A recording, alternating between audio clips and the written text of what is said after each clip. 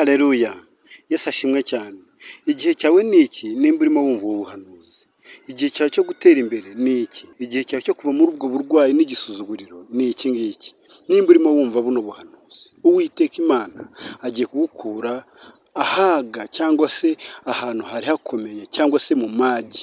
Uwiteka agiye kukuzahura akwicazanye n'abakomeye. Zaburi y'Ijana na 13 umurongo waho wa 7 haravuga ngo akura uworoheje mu mukungugu, ashyira hejuru umukene amukuye mu icukiro. Umurongo wa 8 hakavuga ngo kugira ngo amwicaranye n'abakomeye, abakomeye bo mu bwoko bwe. 9 hakavuga ngo uwari ingumba mu nzu ye amuha kuyibamo yishimye, ari nyina w'abahungu. Haleluya! Yesu ashimwe cyane. Rero nimba ufite ibibazo, nimba ufite agahinda, muri ako gahinda kawe Uwiteka agiye kukugirira neza. Ubuhanuzi ni ubwawe wowe urimo wumvirije. Nimba uri mu bukene, Imana igiye kukuzamura ikwicazanye n'abakomeye bo mu bwoko bwawe. Ba bandi bagusuzuguraga wicarane nabo, uvuge ijambo baryumve. Ba bandi batakumvaga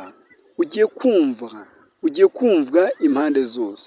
Ugiye kumvwa iburasirazuba, iburengerazuba, amajyaruguru no hagati. Ugiye kumvwa na bene wanyu. Ugiye gutegeka bakumvire abo hanze. Uwiteka agiye kugutabara.